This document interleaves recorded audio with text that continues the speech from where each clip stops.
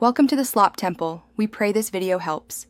You start by getting a medical assessment as soon as possible so clinicians can gauge withdrawal risk and medical needs.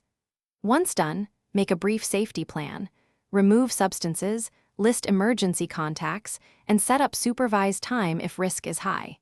You should call or message one trusted person now and book an initial intake visit with a treatment provider. This jumpstarts care. These steps reduce immediate danger and create momentum toward formal support and a clear pathway forward. You now enter structured treatment where the how and why of recovery take shape.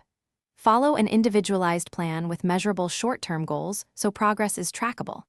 Engage in counseling, cognitive behavioral therapy, and motivational approaches teach coping skills and change thinking patterns, while medication-assisted treatment can stabilize brain chemistry when appropriate. Once your provider approves, set daily routines for sleep, meals, exercise, and trigger avoidance. Routines reduce stress and cravings. You finish by shifting focus to sustaining gains. Build long-term supports like peer recovery groups, a sponsor, and periodic therapy check-ins to reinforce progress. Make a concrete relapse prevention plan that lists warning signs, immediate actions, and whom to call so you respond quickly if cravings rise.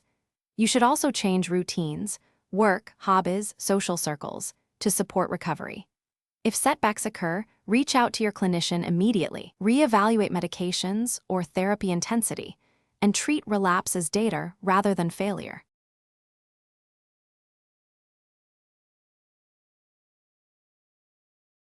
Thanks for watching. Consider subscribing if we helped you.